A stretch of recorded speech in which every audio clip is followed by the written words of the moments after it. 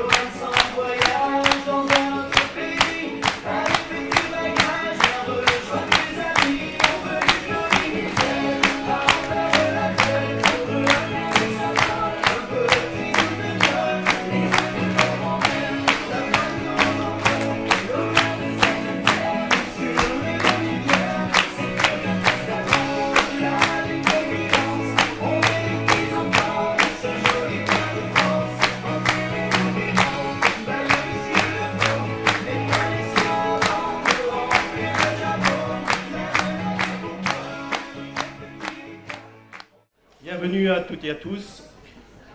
Sans plus attendre, je vais ouvrir cette cérémonie des vœux 2019 en laissant la parole à ma première adjointe, Corinne Webb.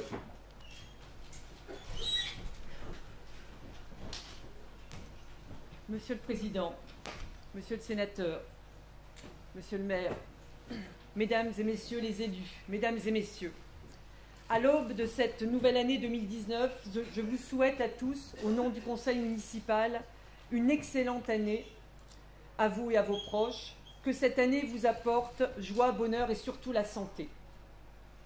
Avant le traditionnel bilan des travaux et réalisations de l'année 2018, je voudrais cette année encore souligner le dynamisme de notre petite commune en remerciant tous ses acteurs. Je commencerai par Monsieur le maire, Arnaud, qui dans son souci non seulement du bien-être dans notre village, mais aussi de son ouverture sur l'extérieur, nous a réservé une surprise de taille en nous honorant de la présence de Monsieur François Hollande.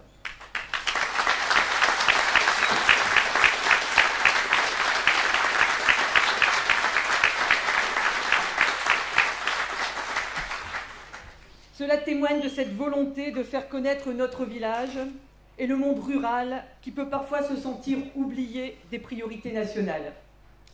Et pourtant, l'espèce, ce village de 408 habitants, représente un modèle de dynamisme, avec sa seule entreprise, l'ACMBB. Je vous rappelle le sens, Association des conseillers municipaux et des bénévoles bricoleurs. C'est peut-être grâce à cette entreprise que notre budget reste équilibré. Dès le mois de mars, les tilleuls de l'église ont été élagués. En avril, une table de ping-pong a été installée dans le parc de l'Espèce. Le terrain dans le virage de Fauquenem, où est installée une citerne incendie, a été nettoyé, ensemencé.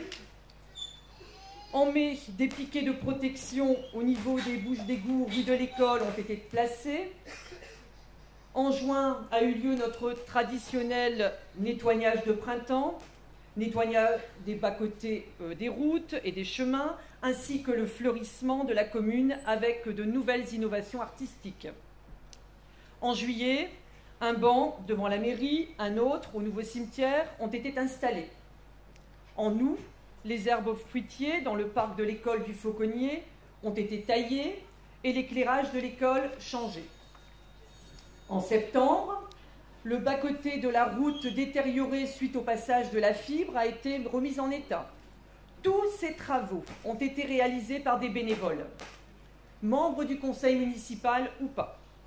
Je ne cite pas leur nom, mais ils se reconnaîtront et nous les remercions très sincèrement. D'autres travaux plus conséquents et irréalisables par toutes ces petites mains ont été effectués par l'entreprise locale Lot. Remise en état du ravin de Côte, installation d'un candélabre chemin d'Auchel, installation d'une citerne incendie rue de la Chapelle. La communauté d'agglomération avec l'association Chemin vers l'emploi nous a aussi fait un bel aménagement de l'accès entre le chemin d'Âme et la rue du Mont. En décembre, nous avons également fait faire quelques travaux de réfection à l'église et n'oublions pas que nous bénéficions maintenant du passage de la fibre. Malgré un budget qui limite nos ambitions, nous essayons, grâce à ce bénévolat, d'améliorer le cadre de vie dans notre petite commune. Ce dynamisme se manifeste également dans l'esprit d'initiative de nos concitoyens.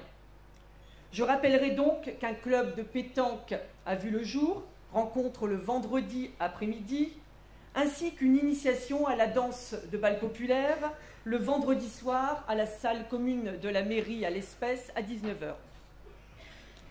Nous remercions tous ces initiateurs, mais nous n'oublions pas toutes les associations qui animent le village au cours de l'année. Le comité des fêtes, dont les membres font preuve d'une disponibilité remarquable. Lors de la fête campagnarde, lors de la course pédestre de notre Ducasse, lors de la fête de Noël, et bien entendu un jour comme aujourd'hui. Sans leur investissement bénévole, nous ne pourrions sans doute pas offrir un repas de cette qualité à nos aînés, ni distribuer coquilles et cadeaux lors de la fête de Noël. Je remercie d'ailleurs nos jeunes, Jérémy, Jonathan, Vincent, aidés de Claire et Marjorie, à la sonorisation et l'éclairage, qui nous ont encore une fois offert un spectacle de qualité qui a demandé des heures de préparation et de répétition, ces jeunes qui pourtant n'habitent pas l'Espèce. La mobilisation pour le Téléthon, le 25 novembre, témoigne encore de cette générosité.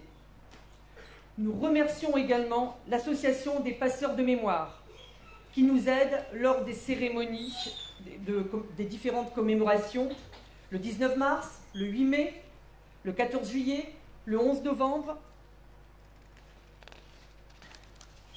et qui a contribué encore cette année pour le centenaire de la fin de la Grande Guerre à la réussite d'une belle cérémonie. Merci à tous.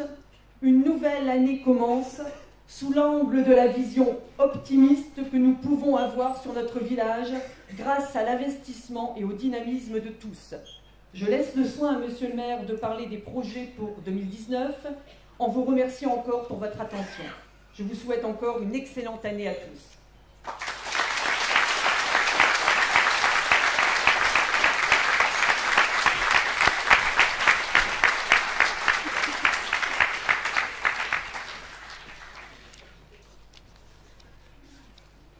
Je recompte simplement mes pages.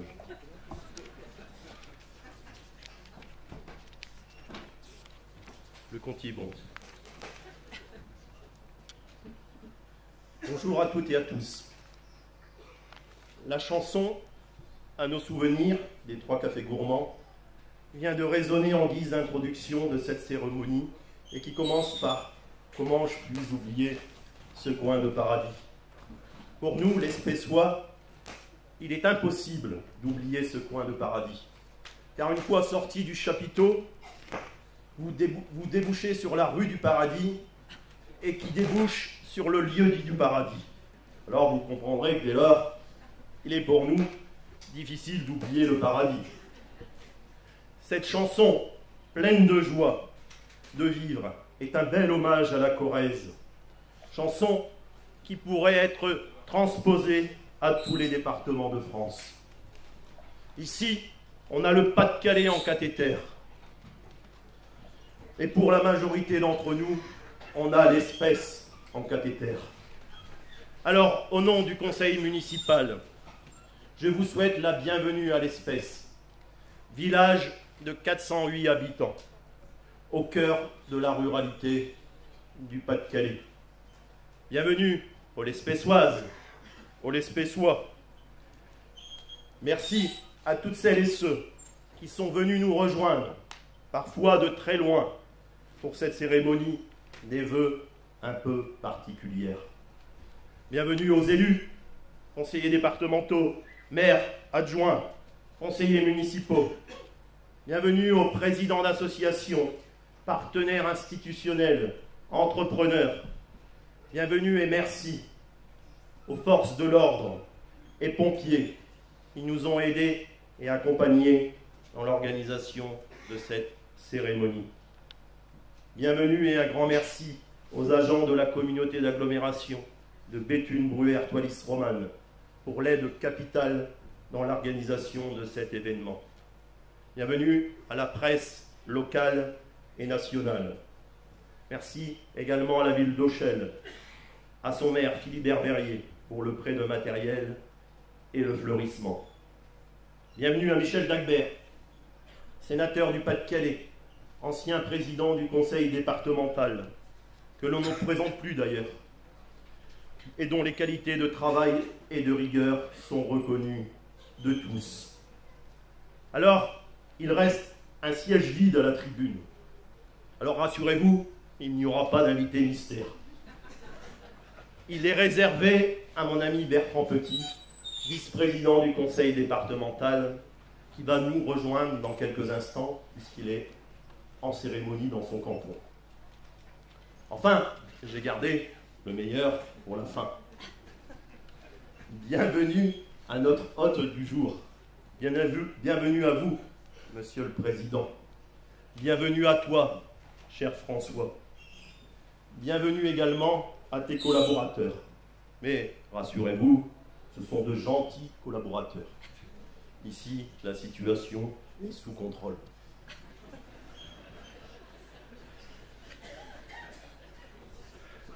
Je commencerai bien entendu ce discours en vous adressant tous mes vœux de bonheur, santé et réussite pour cette nouvelle année qui commence. Et aussi, bien entendu, à l'équipe municipale, à mes compagnons de route qui m'entourent au quotidien. Des compagnons de route pleins d'énergie, regorgeants d'idées, des élus de terrain, parfois rebelles, mais toujours fidèles. Merci pour votre confiance qui ne m'a jamais fait défaut. Je souhaite à deux d'entre eux un bon rétablissement. À Bertrand Rossel, conseiller municipal, qui a connu de graves problèmes de santé.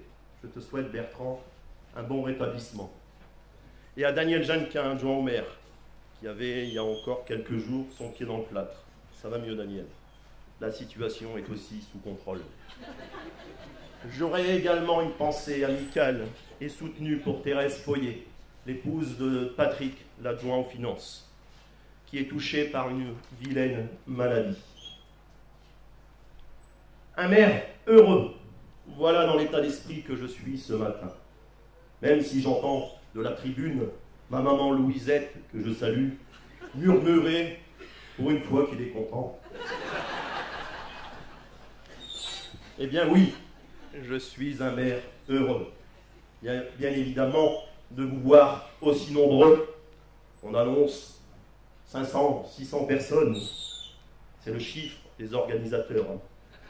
J'attends avec impatience le chiffre de la gendarmerie, qui sera très vite contredit par le chiffre des syndicats. Alors nous dirons que nous sommes près de 700 ici à l'espèce. Enfin, heureux bien entendu de vous accueillir, Monsieur le Président, de t'accueillir, cher François. L'annonce de ta venue ici à l'espèce n'est pas passée inaperçue. C'est le moins qu'on puisse dire.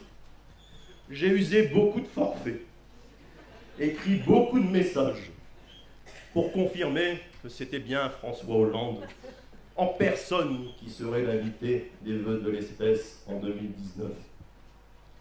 Bien entendu, je ne referai pas l'historique de nos rencontres. J'évoquerai simplement la dernière. Celle-ci remonte en juin, le 18 juin plus exactement. C'était à Lille, au Furet du Nord, pour une séance de dédicace. Nous avons échangé une dizaine de minutes sur l'exercice du mandat de maire en milieu rural. J'en avais profité pour vous inviter, pour t'inviter, cher François, à venir découvrir notre joli village. Tu t'y étais engagé, tu as tenu ta promesse. En même temps, cher François, lancer une invitation le 18 juin à Lille, dans la ville de naissance du général de Gaulle, tu ne pouvais que répondre favorablement à l'appel de l'espèce, à l'appel de la campagne, et je t'en remercie sincèrement.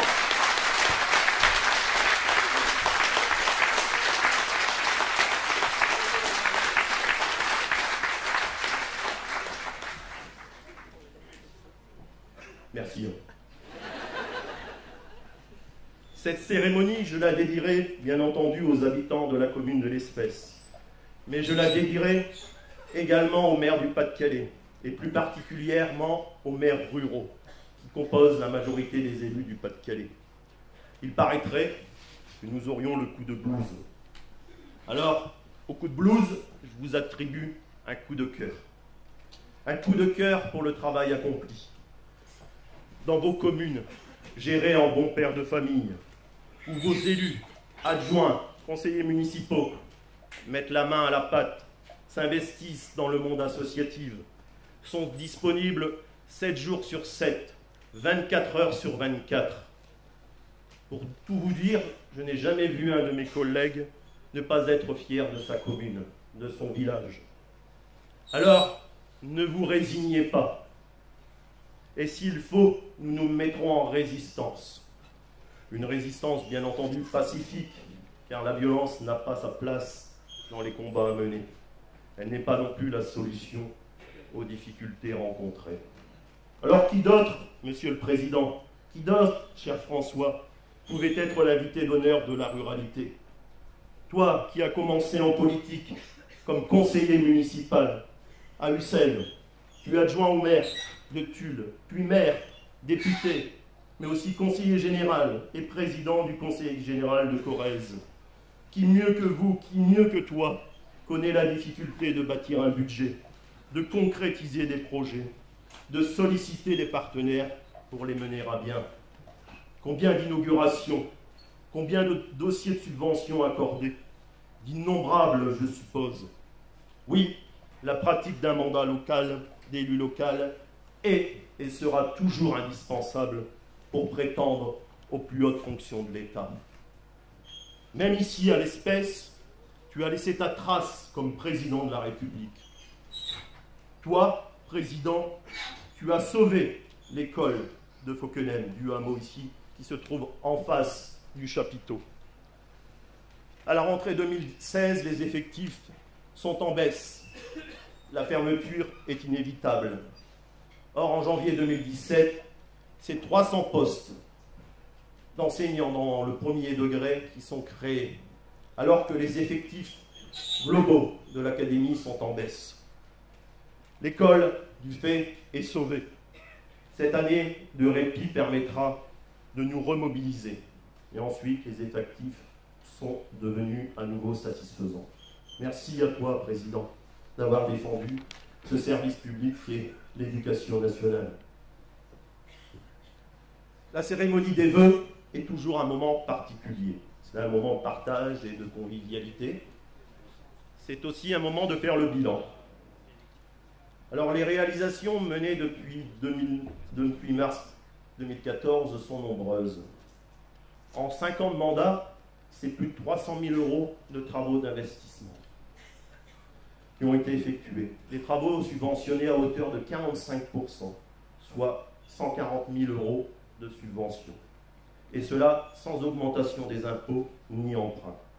Ce sont 27 000 € d'achat, 35 000 € de travaux d'entretien. Nous continuerons bien entendu en 2019 à investir. Les projets de terre qui sortiront de terre seront nombreux. Une citerne incendie sera installée rue du Moulin pour un montant de 26 000. 10 000 € de subventions ont été accordés par le conseil départemental et 6 600 € au titre de la DETR. L'espace aux abords de l'église sera requalifié, notamment avec la création d'un parking. J'en profite pour remercier M. Guy Arrache pour le don à l'euro symbolique du terrain qui nous permettra de réaliser cette opération à moindre coût. Les abribus rue du Moulin et rue de l'École seront remplacés pour un montant de 10 750 €, subventionnés à hauteur de 2 750 € par le conseil départemental. Un dossier de voirie a été déposé pour des aménagements rue d'Hilaire.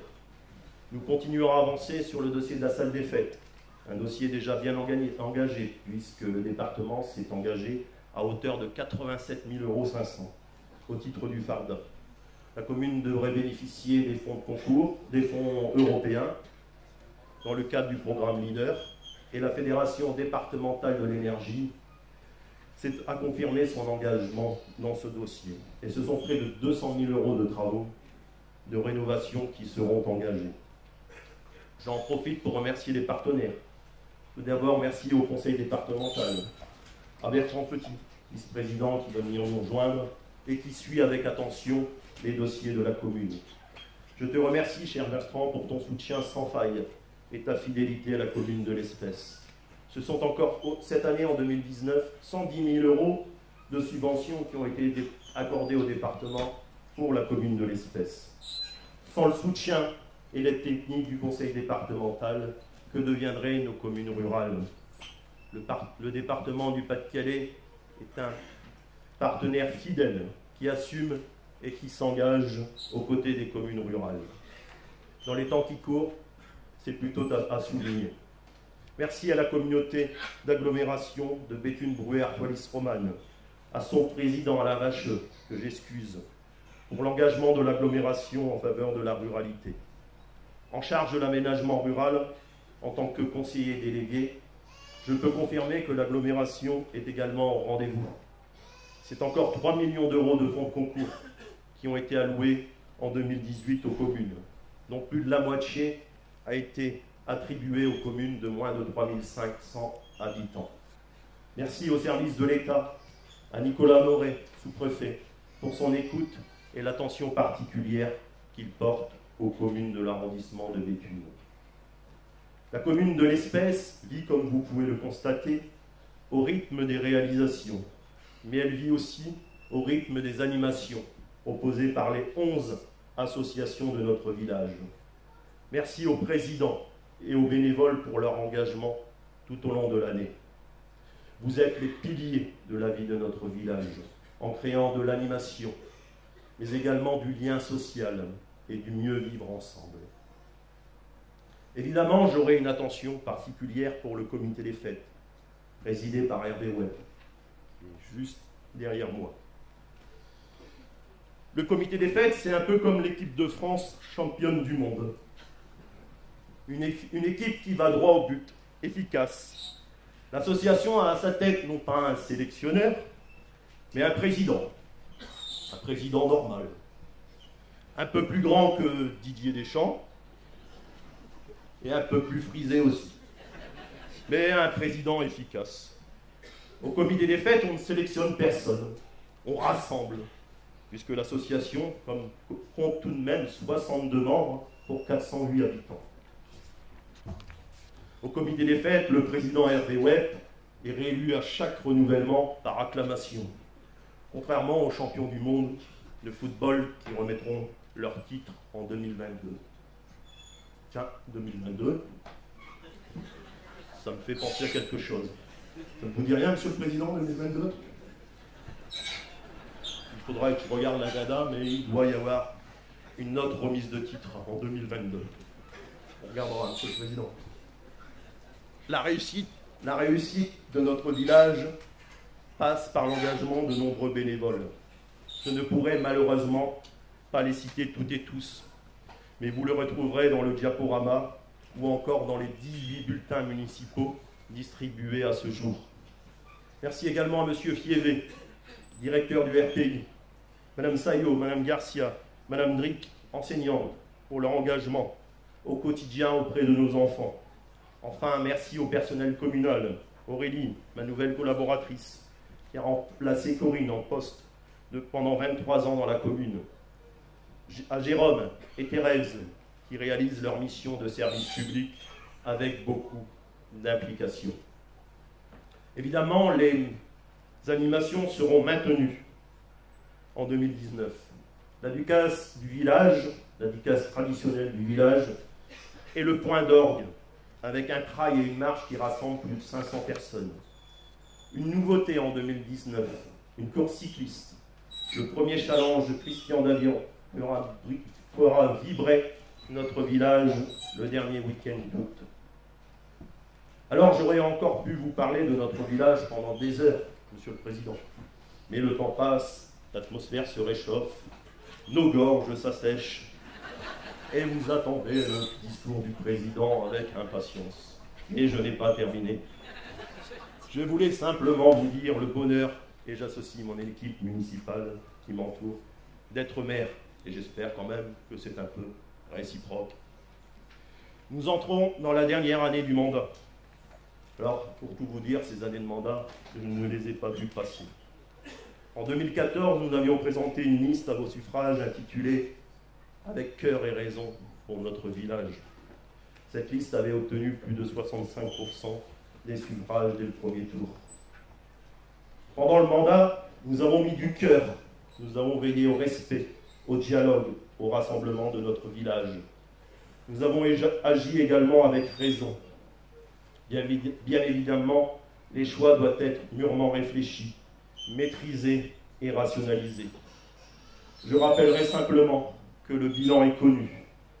En fin d'année 2019, 31 engagements sur 40 seront honorés. Les 9 engagements restants n'étant pas du simple ressort du conseil municipal ou sont à réaliser sur plusieurs années. Alors bien évidemment, vous êtes nombreux et nombreuses à m'avoir sollicité pour connaître mes intentions pour les prochaines élections municipales de 2020. Alors je vais vous répondre aujourd'hui, à l'occasion de cette cérémonie de vœux. Je vais commencer par vous faire une confidence et une annonce. Une confidence, en plus ça tombe bien, on est peu nombreux, on est entre nous, ça ne sortira pas d'ici, comme dit monsieur le sénateur. La responsabilité que vous m'avez confiée et que vous nous avez confiée est terriblement passionnante, mais terriblement prenante. Je ne vous cacherai pas non plus que j'ai été sollicité pour aller conquérir notre territoire. Ma réponse est simple. Ma vie est ici, à vos côtés. À l'espèce, j'y suis né, j'y ai grandi, j'y ai décidé d'y résider. Alors je ne vous abandonnerai pas. Alors oui, je serai candidat pour un second mandat. Bien entendu, c'est vous qui aurez le dernier mot. C'est vous qui choisirez. Et c'est vous qui me direz stop ou encore. La démocratie est ainsi faite et c'est formidable. Voilà ce que je suis venu vous dire pour cette avant-dernière cérémonie des vœux. En début de discours, je vous disais que j'étais un maire heureux. Mais je n'en suis pas moins un maire attentif à l'actualité. Pour avoir participé avec certains de mes élus au mouvement des Gilets jaunes, j'ai en discutant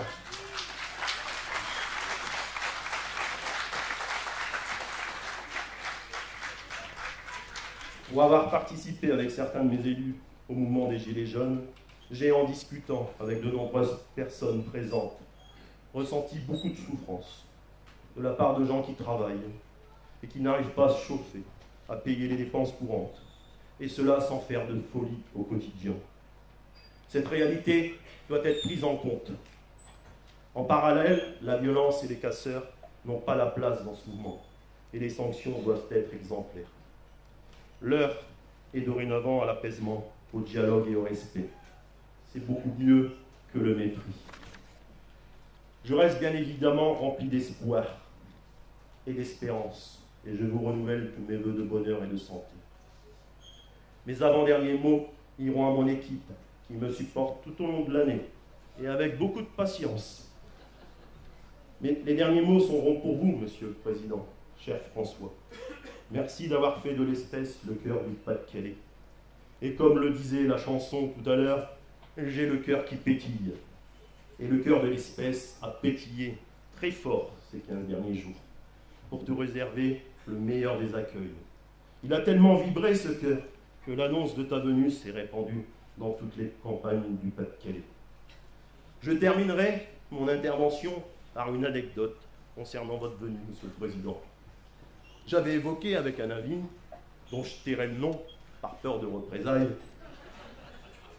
votre possible venue à l'espèce. Cet ami m'avait indiqué que c'était plutôt une bonne nouvelle pour le village, mais que cette venue était risquée. Surpris, je lui demande de préciser sa pensée. Et il me dit, avec un petit air moqueur, il me dit, tu sais Arnaud, les dieux de la météo ne sont pas favorables à François Hollande. Alors, inviter François Hollande au vœu d'espèce en janvier, c'est risqué. Eh bien non, au moment où je vous parle, les éclaircies sont de retour. Prémisse d'un nouveau printemps qui s'annonce. Et c'est ce que je vous souhaite, Monsieur le Président, cher François, un nouveau printemps. Vive le département du Pas-de-Calais, vive la communauté d'agglomération de Béthune, Brouwer-Tolis-Romane, vive la ruralité, vive l'espèce et vive François Hollande.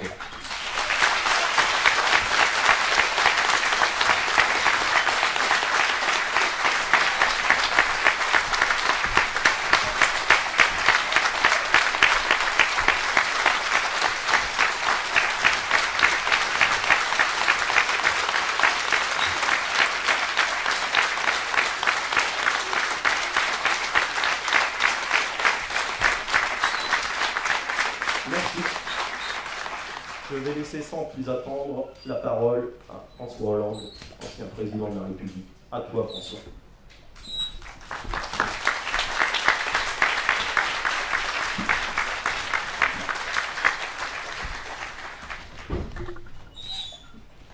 Monsieur le sénateur, cher Michel,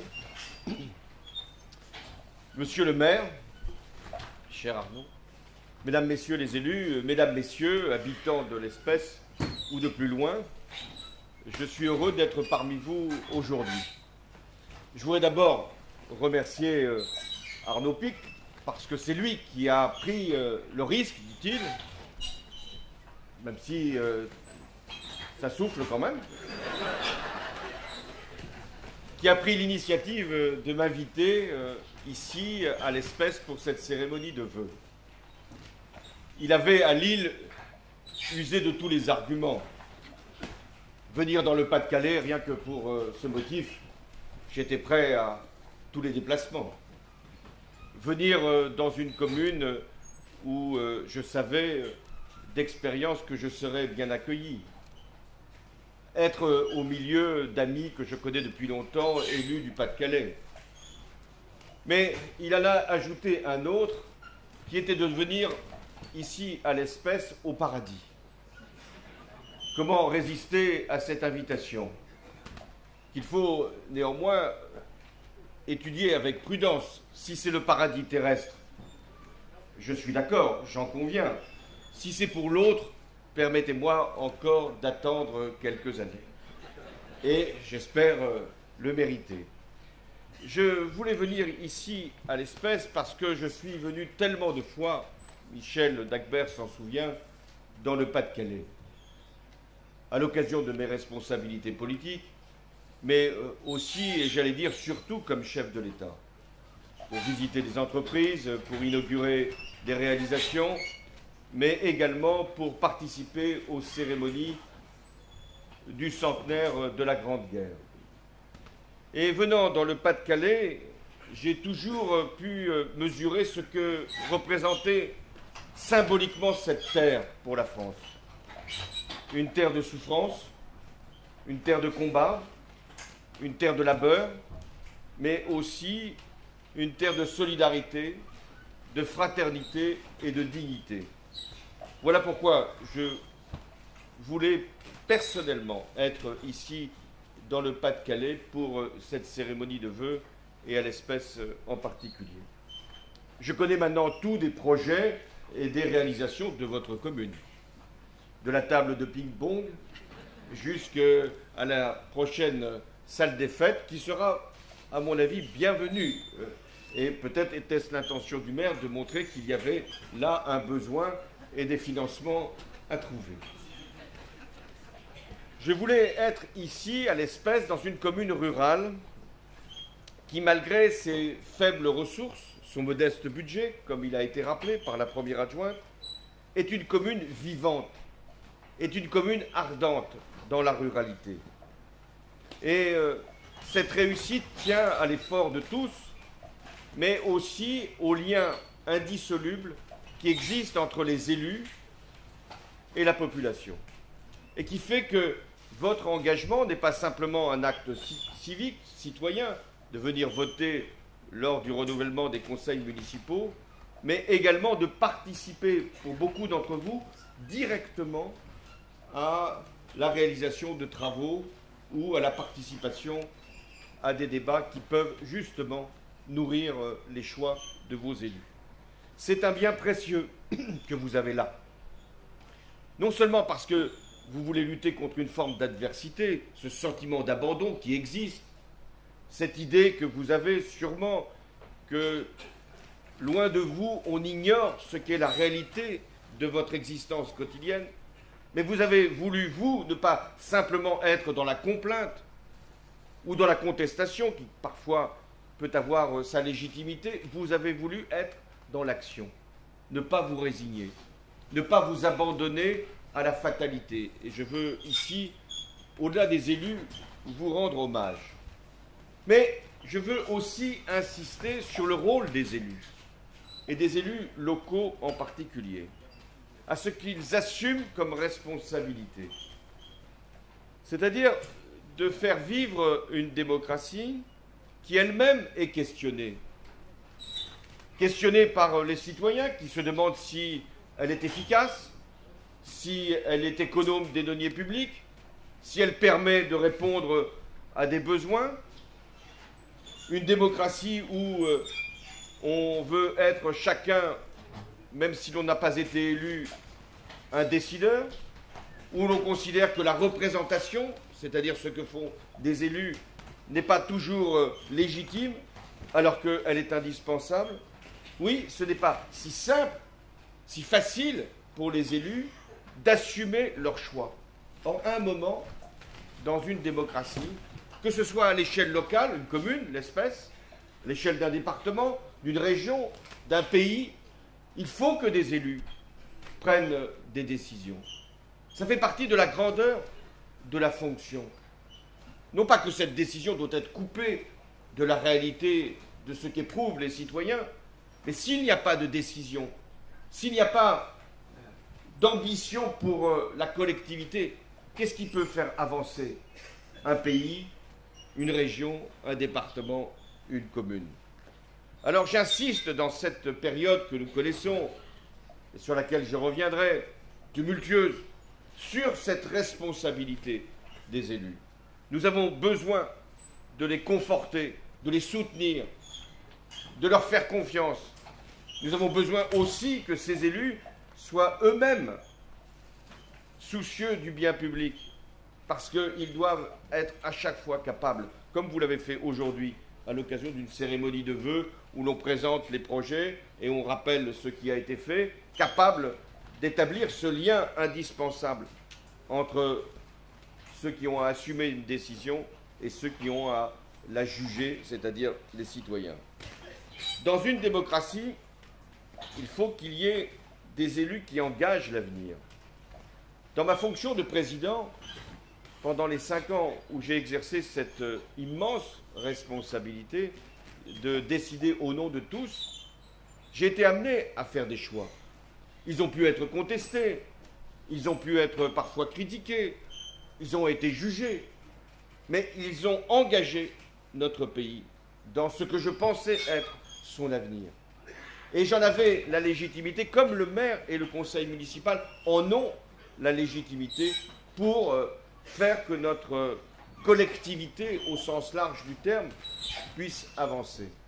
C'est cette démocratie-là que je suis venu défendre, que je suis venu expliquer autant qu'il sera nécessaire. Parce que la démocratie, c'est notre bien le plus précieux, c'est notre patrimoine, y compris pour celles et ceux qui n'en ont pas d'autres. C'est de pouvoir être capable de vivre ensemble, de délibérer ensemble, de décider ensemble, de choisir ensemble. Ne pensez pas que cette démocratie soit là pour toujours. Elle n'est pas d'ailleurs née de ces dernières décennies. Il a fallu la conquérir, cette démocratie. Il a fallu se battre pour les générations qui nous ont précédés pour en faire ce qu'elle est aujourd'hui. Et si elle est fragile, elle l'est en ce moment, il faut encore davantage la conforter. C'est vrai que les citoyens ont des exigences, et moi je les comprends. Ils veulent d'abord être pris en compte, considérés.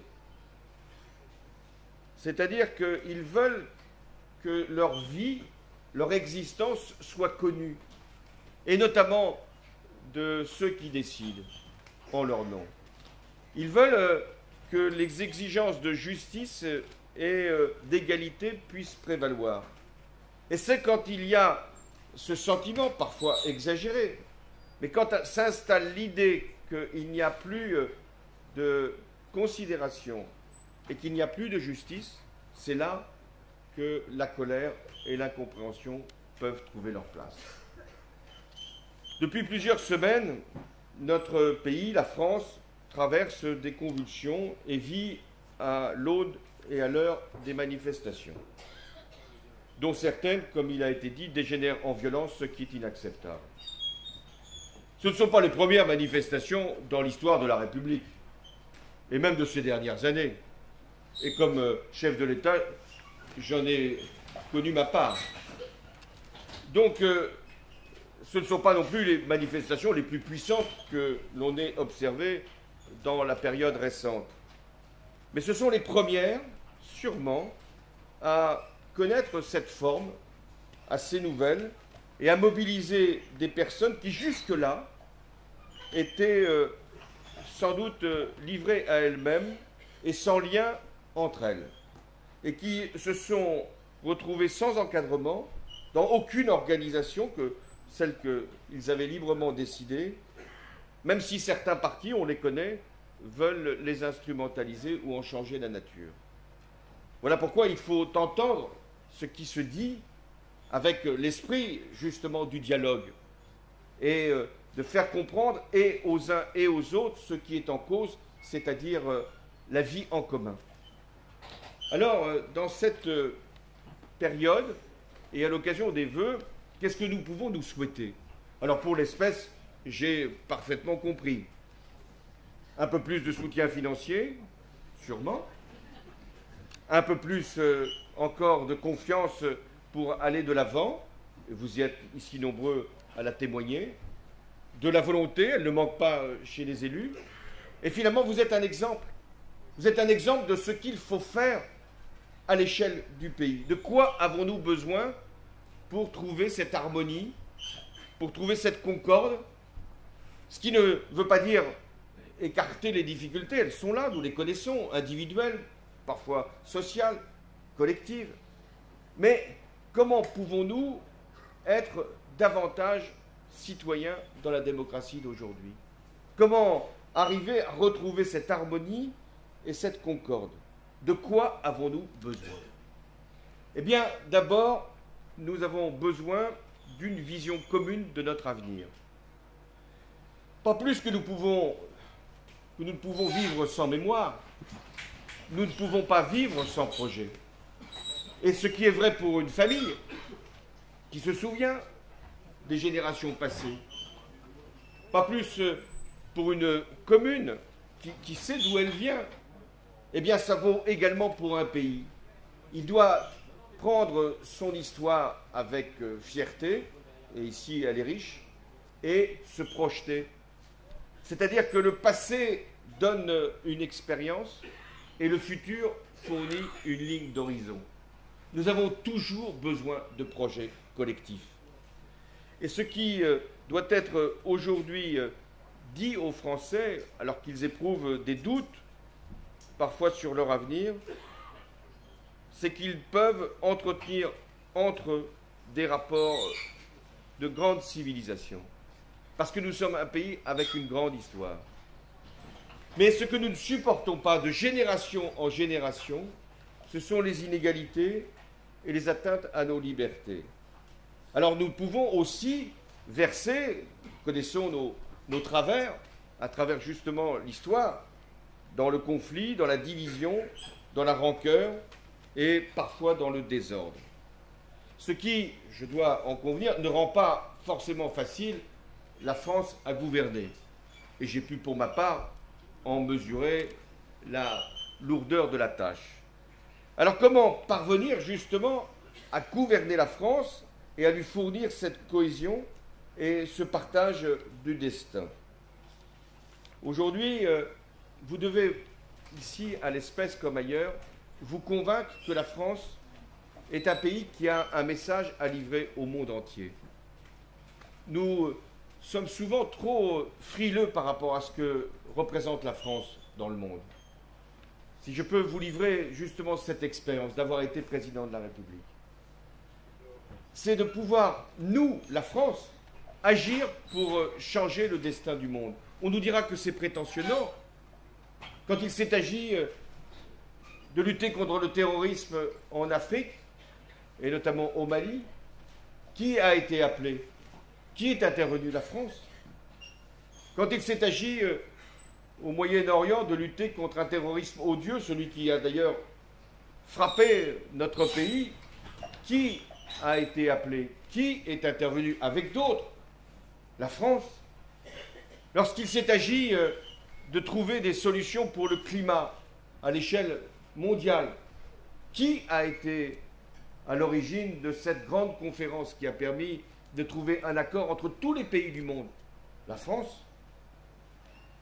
Et lorsque nous avons été nous-mêmes atteints par l'insupportable terrorisme, et je pense notamment, c'était il y a 4 ans à peine, à ce qui avait frappé les journalistes de Charlie Hebdo et les personnes de l'hypercacher de confession juive. Quand les chefs d'État et de gouvernement sont venus nombreux défiler dans les rues de Paris, et quand plus de 4 millions de Français ont eux-mêmes été dans les cortèges pour dire leur attachement à la liberté, oui, c'est la France. Et lorsque nous avons à prendre des décisions, de choisir nos dirigeants ou de faire des réformes importantes dans notre pays, nous devons toujours penser que la France influence le reste du monde. Et pour l'Europe, s'il n'y a pas une France qui agit, exige, porte des valeurs de liberté, mais aussi porte des exigences en matière d'écologie, de développement économique, de préservation de notre tissu industriel, qui le fera? Qui le fera en Europe? Et lorsqu'il s'agit de lutter contre l'extrémisme qui effectivement se répand en Europe, qui va le faire? Qui va le faire avec ses valeurs, sinon la France? Il faut bien prendre conscience de ce que nous sommes.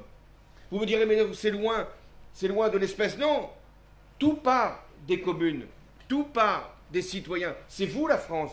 Ce ne sont pas les dirigeants, même si ils ont à prendre des décisions. C'est vous qui portez ces valeurs-là et qui pouvez montrer l'exemple de ce qu'est une démocratie et un modèle social.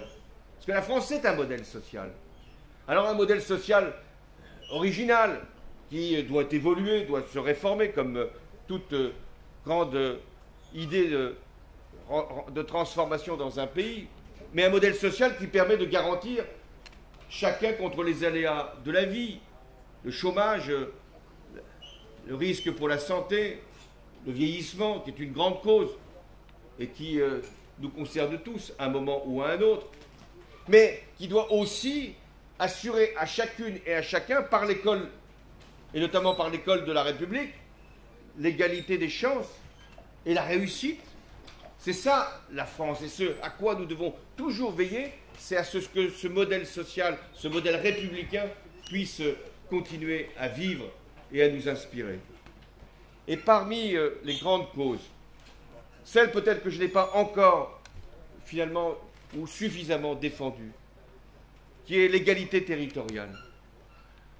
Il y a des inégalités dans notre pays, nous les connaissons, même si nous les réduisons ou nous avons veillé à les réduire pour ce qui nous concerne. Mais il y a aussi, au-delà des inégalités entre les personnes, des inégalités entre les territoires. Il y a des parties de notre pays où les emplois ont diminué, voire même disparu, où les services publics sont menacés ou en cause, et où l'accès à la santé n'est pas assuré. Alors, c'est par rapport à cette inégalité territoriale qui ne vaut pas que pour la ruralité. Il y a aussi des quartiers de nos villes qui vivent ces situations de relégation parfois ou d'oubli. C'est par rapport à cet enjeu-là que chacune et chacun dans sa ville, dans sa commune, dans son territoire puisse penser qu'il a les mêmes chances que d'autres et n'est pas à jalouser les autres. Comment pouvons-nous retrouver harmonie et concorde avec une grande idée qui s'appelle le respect. Le respect d'abord des citoyens, c'est-à-dire du peuple. Dans la Constitution, la nôtre, il y a une disposition qui rappelle ce qu'est la démocratie. La démocratie, c'est le gouvernement du peuple, par le peuple et pour le peuple. Et nous devons toujours nous inspirer de ce que notre texte fondamental a écrit. Et pour cela, il faut respecter chaque citoyen pour ce qu'il est, le considérer à l'égal des autres, ne pas nous séparer. La France, elle est une et indivisible. Qu'est-ce que ça veut dire? Ça veut dire que nous ne devons pas considérer qu'il y a plusieurs catégories de Français. Il y a ceux du haut, comme on disait, et ceux du bas, alors que nous sommes tous avec la même vocation d'aller le plus haut possible et de ne pas rester dans notre condition. Et on ne peut pas séparer les Français selon le lieu où ils vivent, les villes, les métropoles ou les territoires ruraux. Nous avons des droits égaux les uns les autres, et nous sommes tous Français. Et nous ne pouvons pas ignorer ce qu'est le mode de vie qui existe parfois à quelques kilomètres de chez nous. Nous ne pouvons pas aussi nous séparer selon les générations. Nous sommes ensemble. Et c'est ce respect-là, le respect dû à chacun et à tous, qui doit nous inspirer. Et c'est parce qu'il y a été manqué, parce qu'il n'y a pas eu la considération nécessaire, et je peux en porter moi-même la responsabilité. Ceux qui ont gouverné la France sont toujours responsables. Mais il faut accorder à chacune et à chacun la considération qu'il ou elle réclame. La dignité, la reconnaissance de la situation, la compréhension. C'est vrai que d'être élu local permet de vivre avec cette situation, de connaître chacune et chacun d'entre vous. Ce qui est presque un privilège que vous devez mesurer ici à l'espèce, c'est que vous vous connaissez. Ça ne veut pas dire que vous vous entendez forcément bien, hein. Vous êtes français comme les autres, donc, mais vous vous connaissez. Il y a un lien entre vous. Personne n'est anonyme. Et il faut veiller d'ailleurs à ce que des familles qui s'installent dans les communes rurales ne restent pas livrées à elles-mêmes. Vous avez bien voulu faire résonner une chanson corrézienne.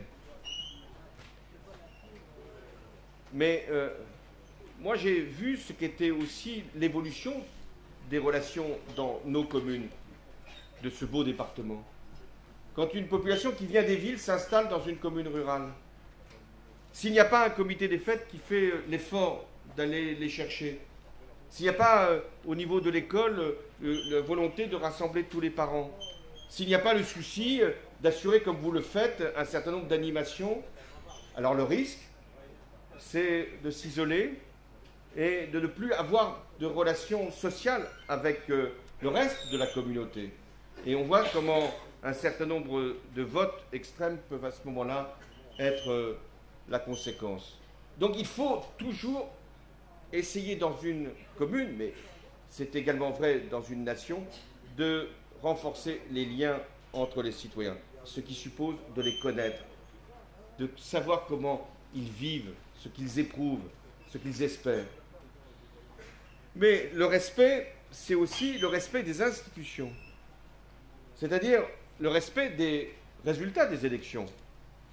Parfois, ce sont les candidats que l'on soutient qui gagnent, parfois, ce sont d'autres. Mais ce sont toujours des élus de la République. Le respect des institutions, c'est le respect du vote, c'est le respect des autorités qui exercent la responsabilité, c'est le respect des lois, c'est le respect des juges, c'est le respect des forces de l'ordre, parce que nous devons assurer aussi cette vie ensemble. Si nous sommes en démocratie, c'est parce que les institutions qui procèdent du vote ont pu avoir une légitimité. Si vous respectez vos élus, c'est parce que c'est vous qui les avez choisis. Alors ça n'empêche pas de mettre en place des structures de dialogue, de participation, de concertation, mais il est très important d'avoir le respect de tout ce qui est finalement la représentation, mais aussi l'État. L'État, ce n'est pas une réalité qui est extérieure à vous. Le chef de l'État, je l'ai été, ce n'est pas une personne à part. Non, l'État, c'est vous. Et je me méfie toujours de ceux qui proclament qu'ils sont la République à eux tout seuls. La République, elle est à tous. La démocratie, elle est vivante grâce à la participation des citoyens. Et l'État, celui qui en a la responsabilité, il n'est que de passage. Ce sont les citoyens, c'est le peuple français qui a la responsabilité de l'État. La troisième condition pour retrouver l'harmonie et la concorde, c'est la confiance. La confiance entre nous, la confiance en nous. J'ai dit tout mon respect et toute ma considération à l'égard de ce qu'on appelle les corps intermédiaires. C'est une formule qui ne veut pas dire forcément grand-chose à beaucoup, mais qui veut dire quoi? Qui veut dire qu'on a besoin à un moment d'intermédiaire. Entre les citoyens et ceux qui exercent le pouvoir, on a besoin de personnes qui viennent en notre nom nous représenter, soit parce qu'ils sont élus locaux, soit parce qu'ils sont des syndicalistes ou des représentants professionnels d'employeurs, soit parce qu'ils sont des représentants des agriculteurs, bref, de toutes les professions, on a besoin d'avoir des intermédiaires. De la même manière, vous avez évoqué la vie associative, qui m'a l'air ici assez dynamique. Eh bien, la vie associative, ça fait partie de ces corps intermédiaires. On a besoin de personnes qui agissent en notre nom, qui vont prendre des responsabilités. Et puisqu'un grand débat va s'ouvrir, c'est d'abord avec ces corps-là, avec ces élus, avec les partenaires sociaux, les syndicats, les représentants des employeurs, avec les grandes associations, qu'il faut mener le débat. Parce que ces organisations ont des propositions, ont des revendications, ont reçu délégation. Et s'il n'y a plus ces corps intermédiaires, alors nous sommes dans une démocratie où il y en aurait quelques-uns au sommet et tous qui n'auraient pas vocation à avoir d'autres choix que de les contester ou de les approuver. Nous avons besoin de ce dialogue à travers ces organisations et notamment ces associations d'élus.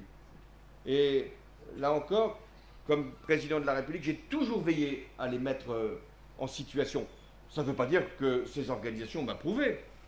Quand je demandais des efforts aux élus, ils venaient me dire que c'était trop. Quand je faisais une loi sur le travail, je n'avais pas eu que des compliments de la part de toutes les organisations, même si certaines les soutenaient. Mais ça fait partie de la vie démocratique. Mais j'avais des interlocuteurs.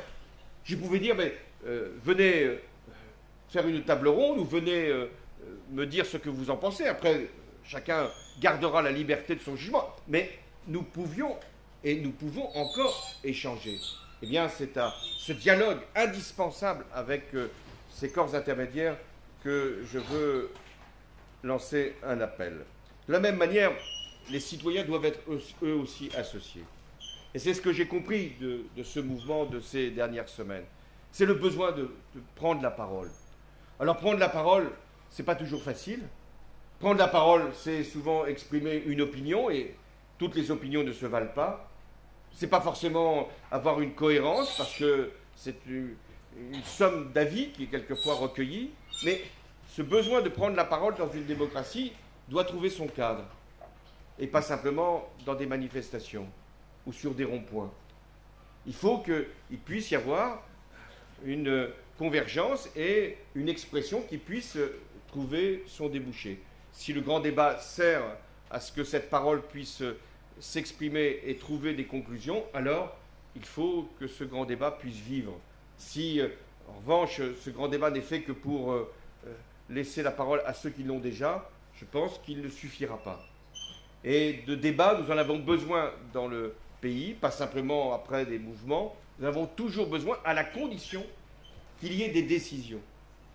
Parce que tout débat doit donner de l'information et tout débat doit permettre qu'il y ait une prise de responsabilité et de décision. Enfin, de quoi avons-nous besoin? D'engagement. Après ma présidence de la République, j'ai voulu briguer une autre présidence. Je ne parle d'aucune échéance. Et je ne fais pas d'annonce comme vient de le faire le maire. Mais je me suis dit à quoi je peux être utile. Et j'ai créé une fondation pour l'engagement, pour permettre qu'un certain nombre de projets, d'initiatives, de réalisations, à partir d'associations, puissent être soutenus, accompagnés, éventuellement financièrement, de manière à ce que cette idée que l'on peut être utile aux autres puisse être accompagnée. Et ce que j'ai constaté, et je viens d'avoir le même sentiment en écoutant le maire et la première adjointe, c'est que vous êtes plein d'engagement. Vous avez envie, non pas simplement de vous rendre service, mais de rendre service à la collectivité. Et c'est finalement, là encore, un bien tellement précieux que chacune, chacun se dise à quoi je peux être utile au-delà de mon travail, au-delà de ma situation, au-delà de ma famille. Comment je peux participer? On a ce besoin-là en nous. C'est finalement ce que la nature humaine peut parfois donner de meilleur. Hein, l'altérité, la fraternité. C'est pourquoi la République avait inscrit au fronton de nos écoles, quand on peut les garder, ou de nos bâtiments publics, après la liberté qui allait de soi, quand on avait connu l'Ancien Régime et donc les rois, l'égalité, parce que c'était le principe même, que chacun soit à l'égal des autres, et que chacune soit à l'égal de chacun. Eh bien, c'était la fraternité. Beaucoup se sont dit, mais c'était finalement une idée révolutionnaire, mais qui ne pouvait pas trouver sa traduction. Eh bien, oui, nous avons besoin de fraternité. De fraternité, ça veut dire d'engagement.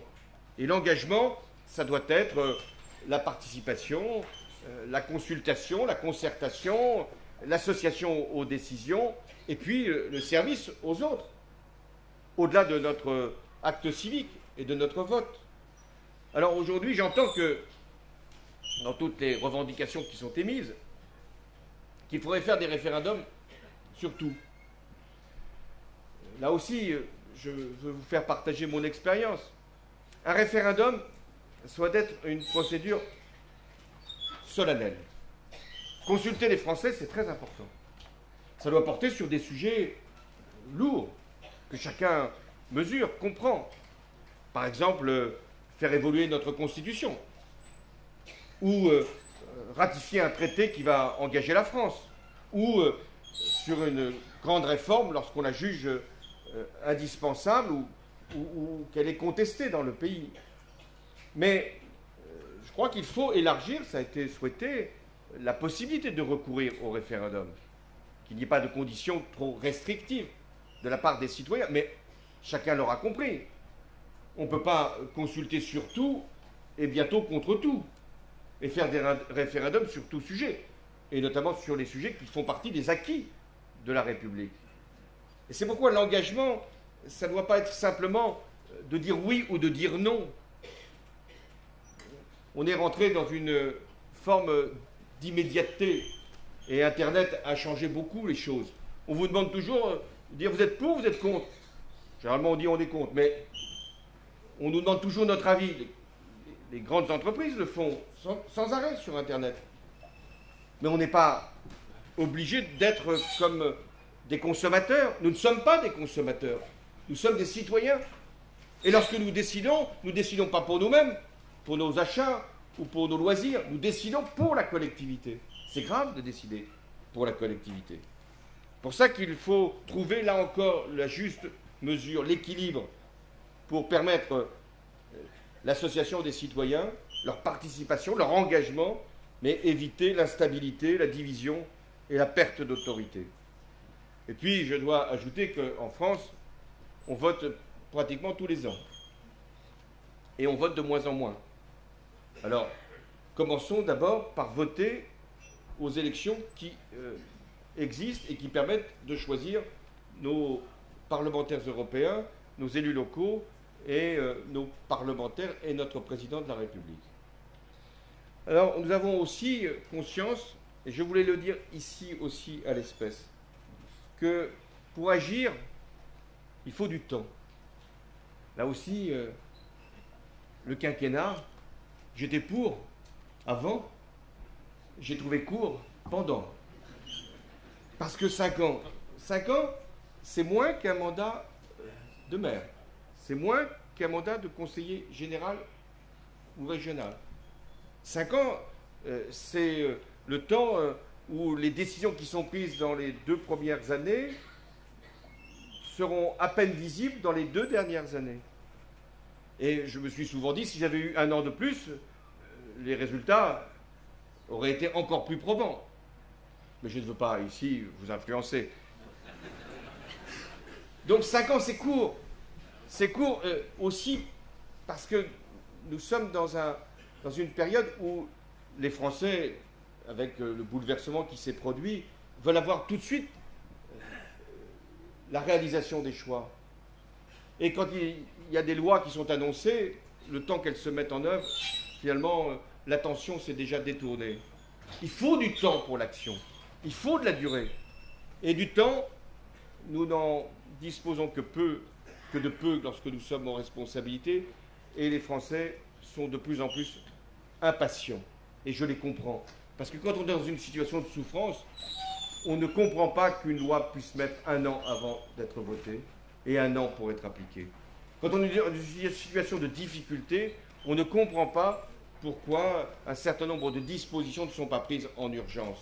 Quand il y a des inégalités, on ne comprend pas que ce soit finalement long de les corriger. Alors, il faut essayer de trouver cette harmonie encore, cet équilibre entre le temps qui doit être celui de la responsabilité et le temps qui est celui du jugement sur l'action. Mais nous avons, je vous le disais, besoin de bien nous convaincre que la démocratie est fragile. Que la démocratie, regardez dans le monde combien elle recule, combien des dictatures aujourd'hui s'installent, combien des démocraties se donnent à des leaders qui ne sont pas tout à fait démocratiques. Et je ne parle pas de pays lointains ou de pays qui nous seraient étrangers, y compris dans ce qu'était regardé comme la plus grande des démocraties, les États-Unis d'Amérique. Non pas que les instances élues ne soient pas démocratiques, elles ont été élues, mais de voir leur comportement laisse penser qu'il y a toujours des risques. Donc la démocratie, elle se défend, elle se conquiert quand elle n'est pas là, mais elle se défend quand elle est là. Et vous devez, vous, citoyens de l'espèce, comme tous les citoyens français, être des ardents défenseurs de la démocratie et de la République. La démocratie, c'est notre patrimoine, c'est notre bien le plus précieux. On doit l'améliorer sans cesse, on doit la conforter, on doit la porter à un niveau aussi social et pas simplement politique. On doit en faire, finalement, un partage du pouvoir, mais un pouvoir exercé, un pouvoir responsable. Et c'est ce message-là, pour des vœux, que j'étais venu vous dire. Comment retrouver l'harmonie, la concorde, le rassemblement. Nous en avons besoin, qui n'enlèvera rien à nos différentes sensibilités, mais qui fera que nous pourrons, dans cette année 2010 ans, vivre mieux et vivre ensemble. La démocratie, ce n'est pas un problème, c'est la solution. Et c'est une des illustrations de votre cérémonie de vœux. Bel exercice de démocratie, où nous nous retrouvons, comme dans un forum, et où nous pourrons partager après un verre d'amitié, j'imagine. Parce qu'en Corrèze, c'est ainsi que l'on procède. Et au paradis, j'imagine aussi que tout a été organisé en conséquence. Pour terminer, je voudrais vous dire que, d'une certaine façon, venant dans le Pas-de-Calais, je reviens chez moi, puisque, d'abord, comme président de la République, ancien président de la République, je suis partout chez moi, puisque j'ai été le premier des Français, je suis un Français parmi tous les Français, à l'égal des Français. Mais je me sens partout à ma place, ici en France. Mais je reviens dans le Pas-de-Calais, dans une terre qui fut celle de mon grand-père paternel, puisqu'il était né et vécu à Plouvin, près de Bapaume. Son père était paysan, comme son grand-père, et lui, après avoir fait la guerre, la grande, est devenu instituteur. Ce qui était pour lui, sans doute, un accomplissement. Et pour sa famille, une fierté, être instituteur. Parce qu'il croyait en la République et en la démocratie, en l'instruction, dans l'éducation. Il était d'une famille modeste, très modeste, et ce qu'il m'a transmis, ce sont ces valeurs-là, d'être conscient de nos origines, de nos familles, de ce qu'elles ont pu avoir comme sacrifice à faire, y compris pour l'éducation de leurs enfants. Alors, je voulais ici vous dire qu'il avait, au fond de lui-même, conscient des sacrifices que sa famille avait dû consentir pour en faire un instituteur. Il avait une foi inébranlable et une espérance dans la République. Et dans le Pas-de-Calais, vous avez beaucoup servi la République. Vous avez donné tant de générations, ou par leur travail, la mine, ou par leur dévouement dans les guerres. Vous avez été un département qui a été ravagé, où les habitants ont été obligés de fuir. Moi, mes grands-parents, arrière-grands-parents, leur maison avait été détruite et ils avaient été réfugiés. Réfugiés, oui. Parce qu'on était réfugiés dans son propre pays. Alors quand on a vécu autant d'épreuves comme vous, comme ce territoire, quand on a fait autant de sacrifices, quand on est aussi fier de ce que l'on a pu traverser comme situation, comme épreuve, eh bien on doit garder au fond de soi-même une espérance dans la France, dans la démocratie et dans la République. Et c'est la raison pour laquelle, au-delà de l'invitation d'Arnaud, je tenais à être à l'Espèce pour dire vive l'Espèce, vive le Pas-de-Calais et vive la République française.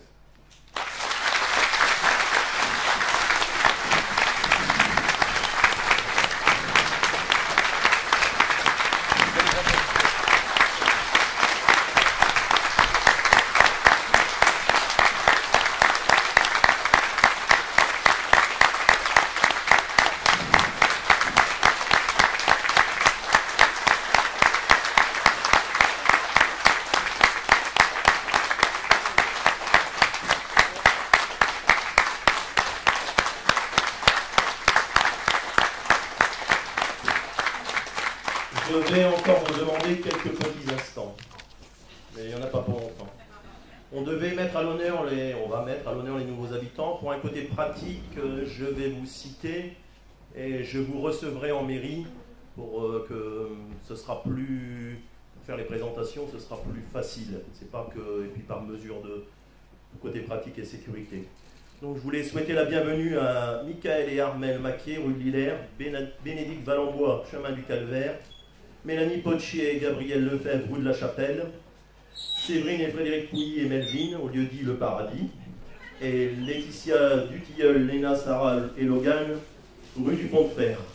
Je voulais aussi dire qu'on devait aussi mettre à l'honneur les enfants, puisqu'on avait fait un concours, la municipalité, écrit ta plus belle lettre au Père Noël, parce qu'ici on croit encore un peu au Père Noël, heureusement d'ailleurs. Alors les enfants seront mis à l'honneur en même temps, Camille Desrosiaux, Léandre de Lelis, Robin Gallet-Petit, Clara Dutoit et Maël Thibault.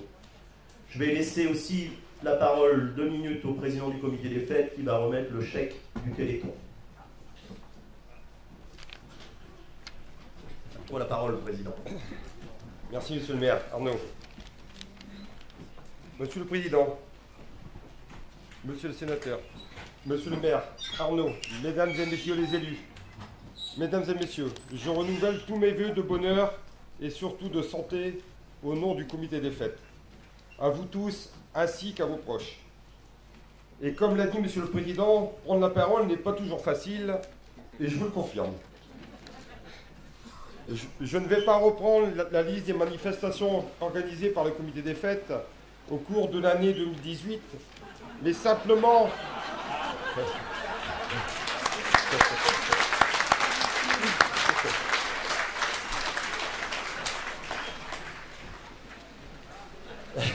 mais simplement remercier une fois de plus monsieur le maire Arnaud, le conseil municipal, ainsi que tous les membres de ce comité qui œuvrent et qui apportent leur soutien bénévole lors de chaque manifestation.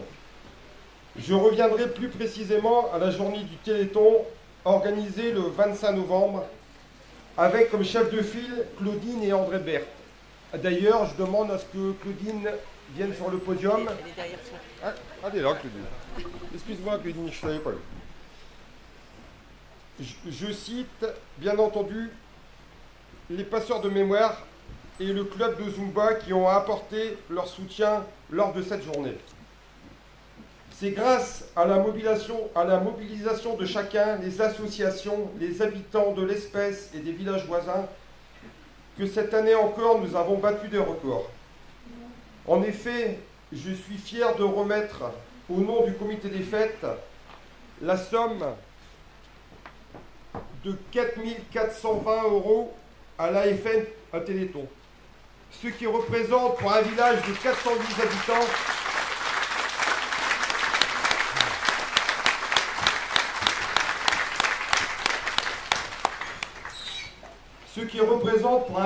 410 habitants un peu plus de 10 € par habitant. Encore un immense merci à tous et je vous donne rendez-vous le dimanche 24 novembre 2019 pour battre ce nouveau record. Merci de votre attention.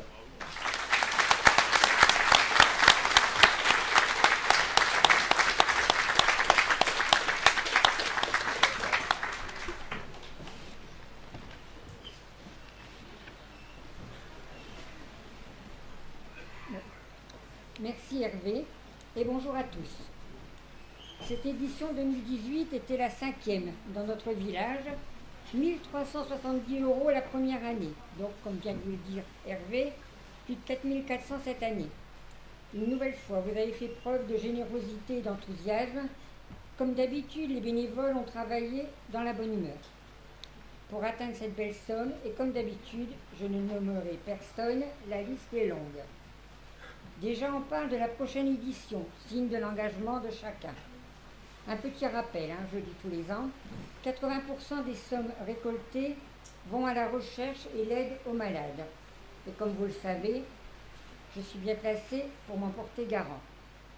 Il n'existe pas de mots pour vous exprimer mes remerciements, ceux de ma famille et de l'AFM. Je vous souhaite à tous une bonne année 2019 et selon la formule consacrée, une bonne santé. Et je vous donne rendez-vous donc le 24 novembre 2019. Je le dis une deuxième fois, si on n'a pas bien compris.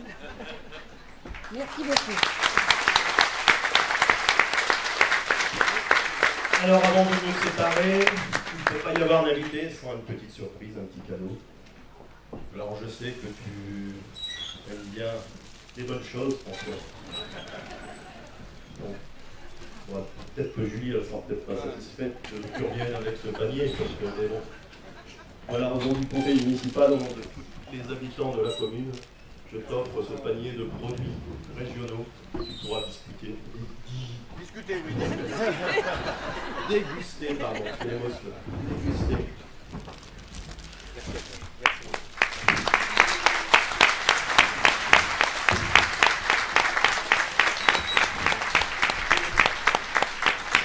Alors, cher François, Monsieur le Président, je voulais te remercier, bien entendu, d'avoir fait de l'espèce le cœur du Pas-de-Calais, te dire que tu seras bien évidemment toujours le bienvenu. Maintenant, tu connais la route. C'est simple, l'espèce.